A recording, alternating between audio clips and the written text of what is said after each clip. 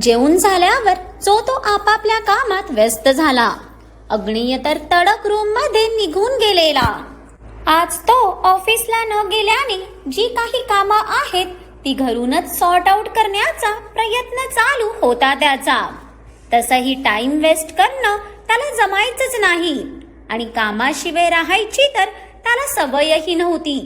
नेहमी स्वतःला इतकं काय कामात झोकून दिलेलं त्याने की आजचा पूर्ण दिवस खूप चुकल्यासारखं होत होतं त्याला.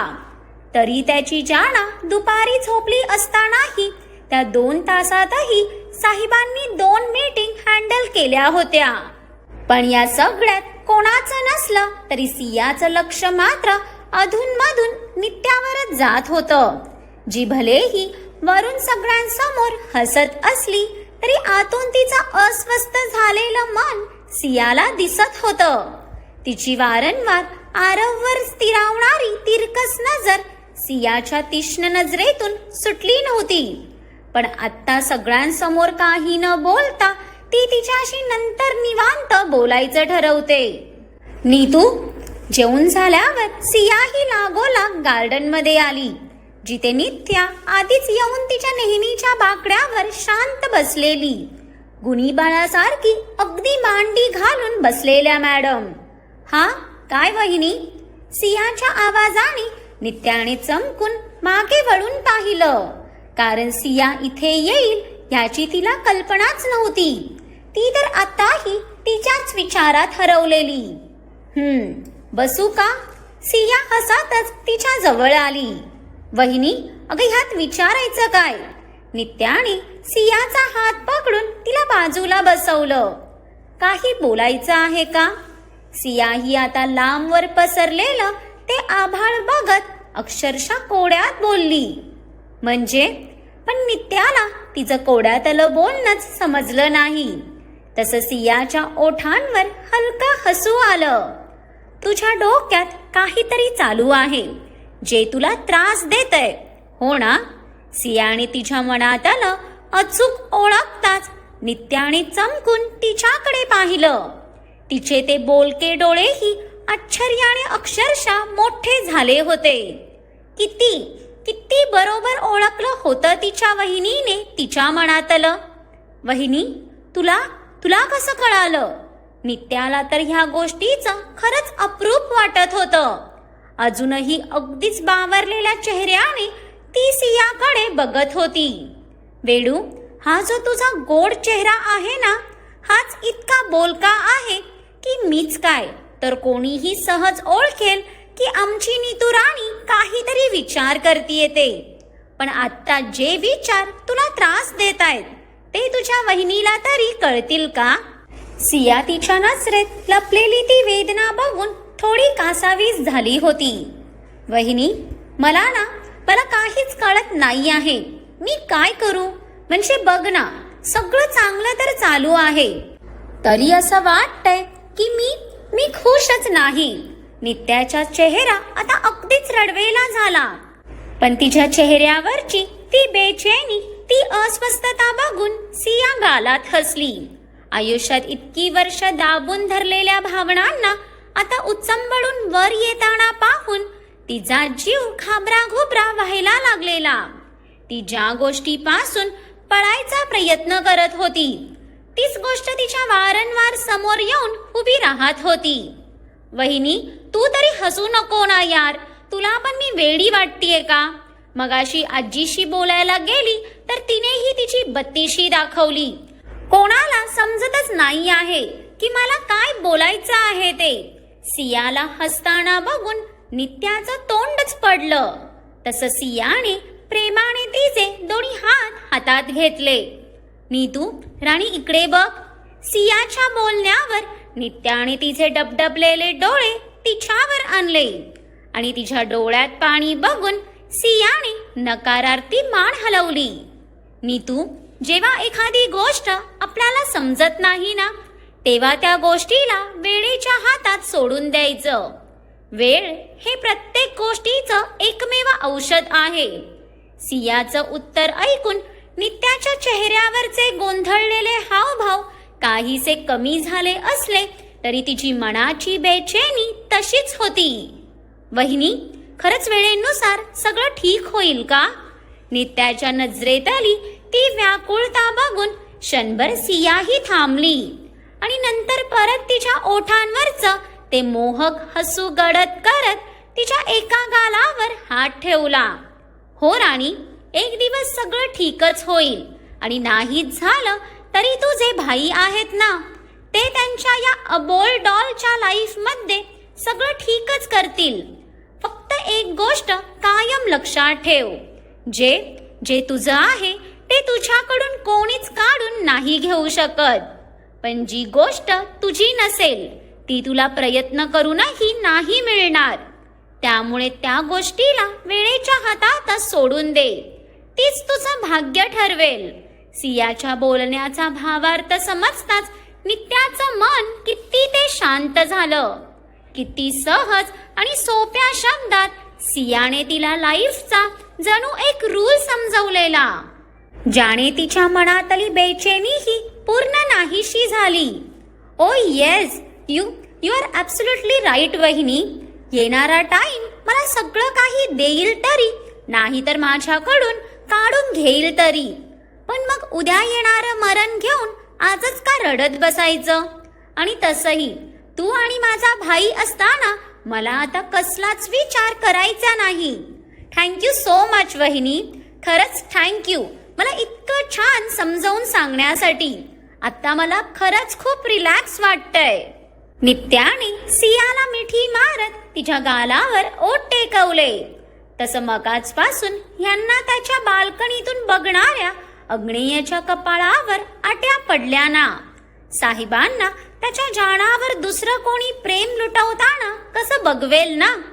तो तर सरळ आत निघून गेला, पण त्याच्यापेक्षाही जास्त आठ्या त्या दोघींच्या मागे उभ्या असणाऱ्या आरव बाबांच्या कपाळावर आलेल्या. या नासक्याचंही अटेन्शन कमी झालेलं याला बघवणार नव्हतं ना. शेवटी दोन्ही भाऊ काय सारखेच, आणि सियाच्या बाबतीत जरा जास्तच पॉझिटिव्ह. वहिनी, या दोघी ह्यांच्या विश्वातच होत्या की मागून आलेल्या चिडक्या आवाजाने दोघींच्याही ओठांवर हलकी स्माईल आली. आला बघ जळू.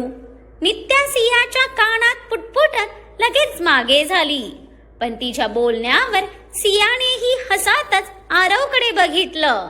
तर साहेबांच्या कपाळावरची एक रेघही आता सरळ नव्हती. अक्षरशः चिडीचा गोड असा गुब्बारा झालेला तो. त्याचे ते लाल झालेले कान बघून नित्याला तर त्याचं हसूच आलं. शरीराने मोठा झाला असला तरी मेंदू मात्र अजून बालवाडीतच होता त्याचा.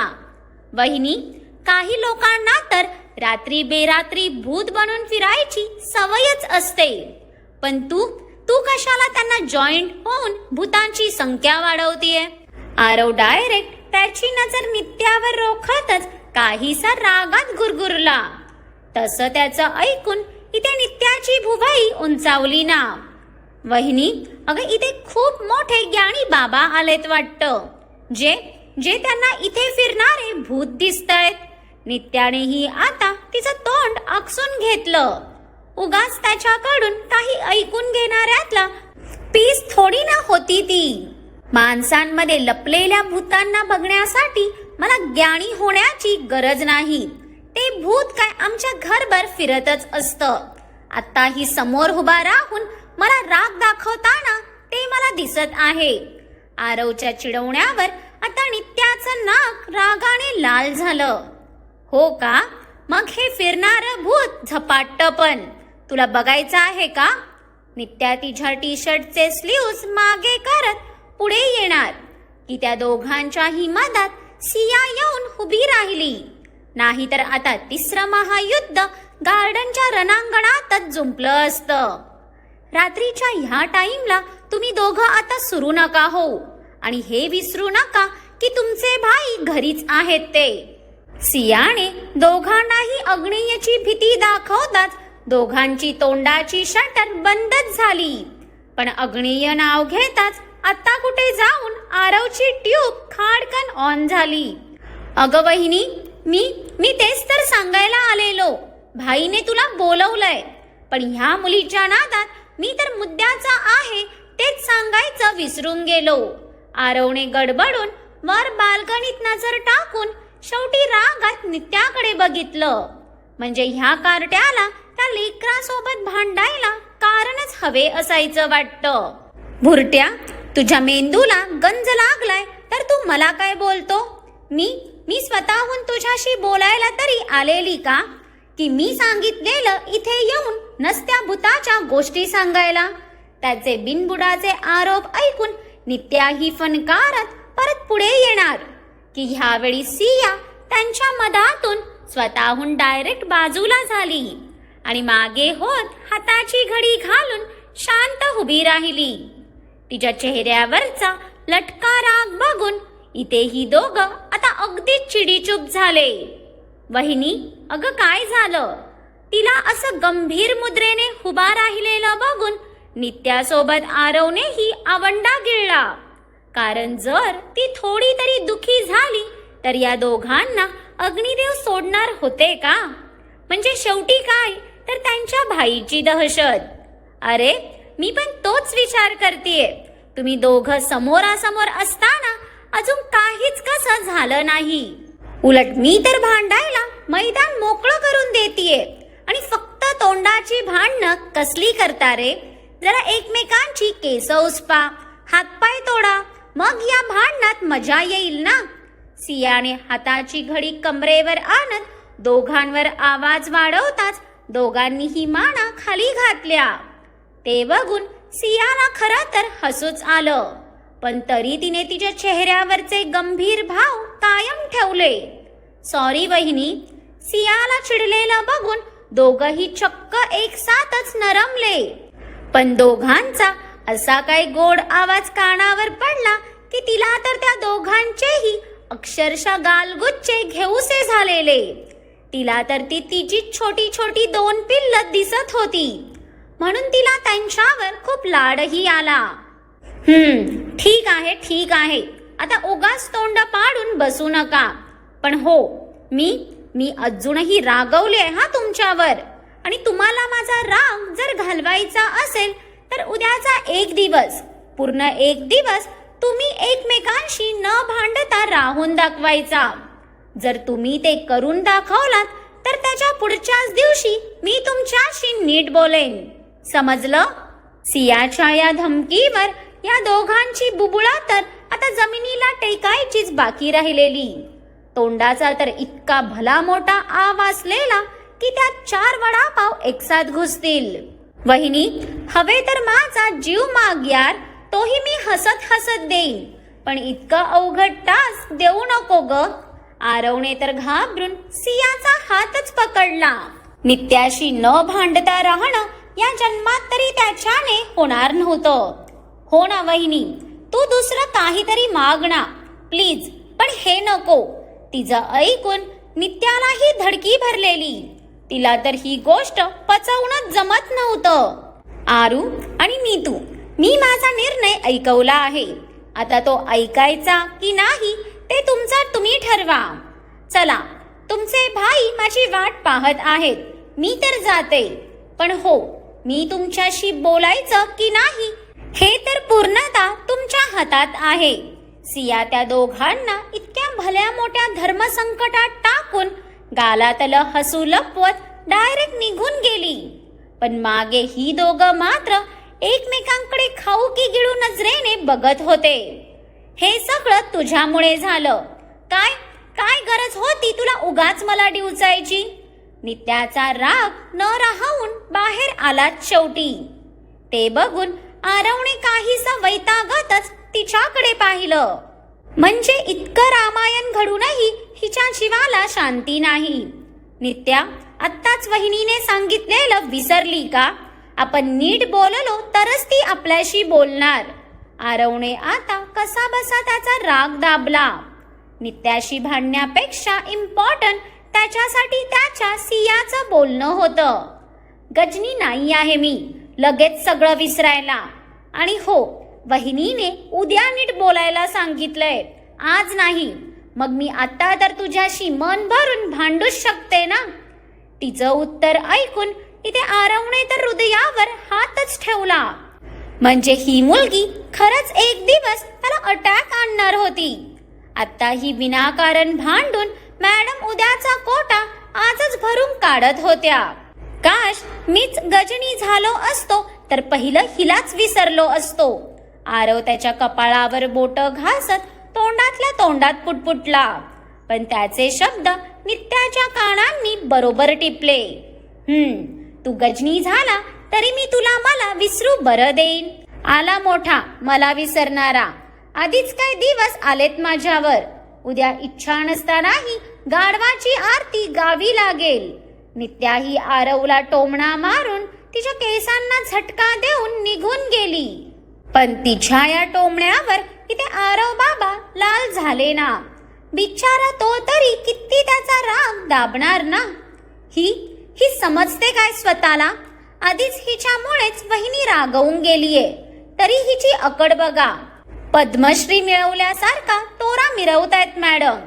पण काय आता वहिनीकडे बघून उद्याचा एक दिवस हिला झेलावच लागेल. आरवही शेवटी दात ओठ खात बडबडून पाय आपटत आत वळाला. अहो तुम्ही मला बोलावलात पण स्वतः तर अजूनही कामच करत बसला आहात. रूम मध्ये आल्या आल्या सियाचं लक्ष लॅपटॉप घेऊन सोफ्यावर काम करत बसलेल्या अग्नेयावर गेलं. तसं त्याचं हे गोड पाखरू थोडं गुरगुरतच त्याच्या जवळ आलं. पण तिचा चिडका आवाज कानावर पडताच त्याचं लक्ष तिच्यावर जायला त्याची नजर पहिली तिच्या पोटावर गेली. तसा त्याचा घसाच सुकला. तिची ती खोल नाभी बघून त्याने आवंडा गिळत त्याची नजर लगेच तिच्या चेहऱ्यावर आणली. पण त्या पोटापासून ते चेहऱ्यापर्यंतचा प्रवासही खूप अवघड वाटला त्याला. तरी तिला चिडलेलं बघून त्याने मनातले विचार झटकत तिच्या समोर हात करताच ती त्याचा हात पकडून डायरेक्ट त्याच्या मांडीवरच येऊन बसली. तशा इथे त्याच्या दोन्ही भुवया उंचावल्या ना. एका रात्रीत त्याची जाणा त्याच्या स्पर्शात जास्तच कम्फर्टेबल झाली होती. हाऊ आर यू फीलिंग नाव? त्याने तिच्या साडीचा पदर बाजूला करत तिच्या पोटावर त्याचा रागट हात फिरवताच सियाने तिचं पोट आत आकसून डोळे घट्ट मिटून घेतले. त्याच्या मनावर कितीही संयम असला तरी त्याच्या हातांना तिला स्पर्श करण्यापासून तो रोखूच शकत नव्हता. पण त्याच्या या काळजीयुक्त स्पर्शानेही तिच्या अंगावर सरसरून शहारा आलेला. अहो मी सकाळी सांगितलेलं ना मी आता ठीक आहे. सियानेही त्याच्या स्पर्शाला अनुभवातच त्याच्या गळ्यात हात गुंफत त्याच्या डोळ्यात खोलवर नजर रोखली. त्या नजरेतली ती ओढ तिला स्पष्ट दिसत असली तरी फक्त तिच्या काळजीने त्याने स्वतःला किती मुश्किलीने अडवून ठेवलेलं. तिच्या सांगण्यावर त्याने मान उंचावून तिच्या कपाळावर दीर्घ ओठ टेकवले. त्याचं जग त्याचे श्वास आता त्याच्या मिठीत होते म्हटल्यावर आता तो एकदम निर्धास्त होता. अहो मी तुमच्याकडे एक गोष्ट मागू का? सियाने तसंच त्याच्या मिठीत शिरत त्याच्या हृदयावर डोकं टेकवलं. जाना तुला माझ्याकडे काही मागण्यासाठी परमिशनची गरज आहे का? तिच्या या फॉर्मल बोलण्याचा भलेही त्याला राग आला असला तरी त्यानेही तिच्या कमरेत हात घालत तिला आणखीनच जवळ ओढलं. तो सध्या काही करू शकत नसला तरी तिचा स्पर्श मात्र तो पुरेपूर अनुभवत होता. हे बघा मी तुमच्या कुठल्याच कामात तुम्हाला अजिबात डिस्टर्ब करणार नाही. तुम्ही दिवसभर तुमची हवे तेवढी कामं आरामात करा. पण हो मला रात्री मात्र तुम्ही माझ्या सोबतच हवे आहात. प्रत्येक रात्री मला माझी ही हक्काची मिठी हवे आहे आणि अशी एकही रात्र मला नको आहे जी तुमच्याशिवाय काढावी लागेल. बोला आहे मंजूर? सियाने त्याच्याकडून त्यालाच मागितलेलं बघून त्याचे ओठ किती ते रुंदावले. पण ते हसू ती त्याच्या मिठीत असल्याने तिला दिसणार नव्हतं. बाकी मुलींसारखं तिला त्याच्या दिसण्याचा आणि अमिरीचा अजिबात मोह होता. तिला तर फक्त तो हवे होता ज्यात तिचं विश्व सामावलेलं. जाणा, माझी प्रत्येक रात्र तुला परवडणार नाही हा, बिकॉज प्रत्येक रात्र तुझ्या जवळ राहूनही लांब राहणं मला स्वतःला पॉसिबल होणार नाही. अग्नेयने आत्ताही त्याच्या भावना आवरत मिटलेल्या डोळ्यांनी दीर्घ श्वास सोडला. आपलं हक्काचं प्रेम इतक्या जवळ असताना स्वतःवर कंट्रोल ठेवणं त्याच्यासाठी तरी कुठे सोपं होतं. त्यात तिच्या जवळ येण्यानेही त्याचं शरीर लगेच गरम व्हायला लागायचं. अहो, मग तुम्हाला लांब राहायला सांगतही कोण आहे? उलट तुम्हीच सकाळपासून माझ्यापासून अंतर राखून राहत आहात. दिवसभरात साधं एकदाही तुम्ही मला जवळ घेतला नाहीत. बोलता बोलताच सिंहाचे डोळे काठोकाठ भरून आवाजही कापरा झाला आणि तिने जडावलेल्या कंठानेच तिचा चेहरा त्याच्या शर्टमध्ये लपवला. पण तिचा तो भिजलेला आवाज ऐकून त्याच्या हृदयात किती ते वेदना झाल्या आणि त्याची तिच्या कमरेवरची पकड आपोआप घट्ट झाली.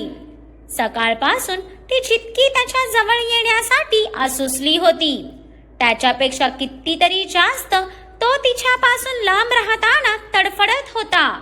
श्वास होती ती त्याचा, मग स्वतःच्या श्वासांपासून लांब राहणं त्याला कसं शक्य होणार होतं ना?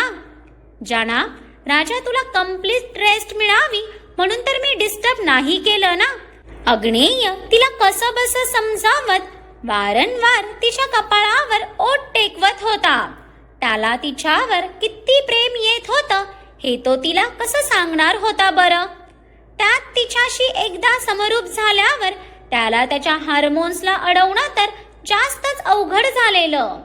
पण तिची नाजूक तब्येत बघता त्याला प्रत्येक पाऊल हळूवार उचलावं लागणार यात काहीच शंका नव्हती.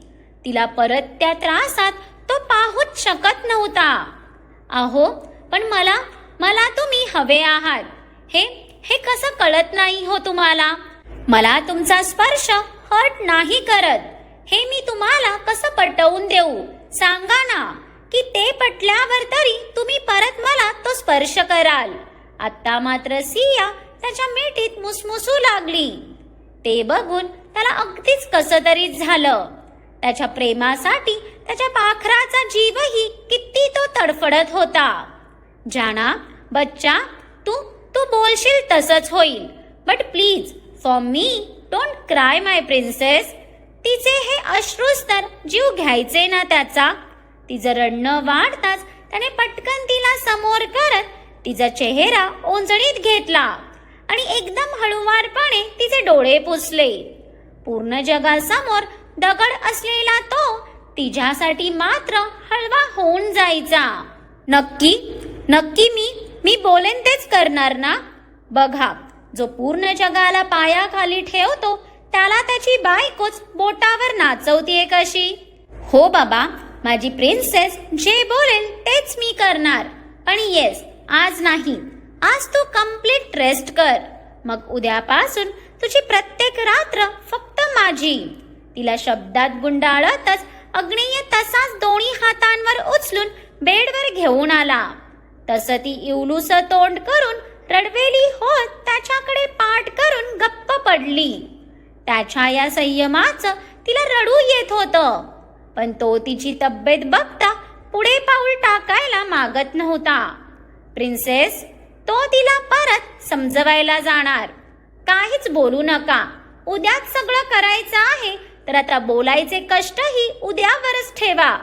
आता तिचा तो चिडका आवाज कानावर पडताच अग्नेयला तिचं हसूच आलं. भलेही मॅडम भडकल्यात हे माहीत असतानाही त्याने मुद्दाम तिला मागूनच मिठीत घेत कमांड देऊन रूमच्या सगळ्या लाईट्स ऑफ केल्या. तशी त्याची भित्री भागूबाई लगेच वळून त्याच्या मिठीत शिरली ना. तिला कसं वळवायचं त्याला बरोबर माहीत होतं. आय लव्ह यू माय लव, त्याने मनातच तिच्यावर प्रेम लुटवत तिला अजूनच मिठीत कवटाळत तिच्या कपाळावर दीर्घ ओठ टेकवले. तर मग चला, इथे सिया आणि अग्नेयचं नातं तर अगदी घट्ट झालं आहे. पण उद्या ऑफिसमध्ये येणाऱ्या राघवेंद्रची सियावर नजर पडेल का, हे पाहण्यासाठी पुढचा भाग आवर्जून पहा. आणि आजचा भाग जर तुम्हाला आवडला असेल तर भरभरून कमेंट्स करून सांगा आणि खूप साऱ्या लाईक्सही द्या. आणि ज्यांनी कोणी अजून माझ्या चॅनेलला सबस्क्राईब केलं नाही त्यांनी सबस्क्राईब आठवणीने करा.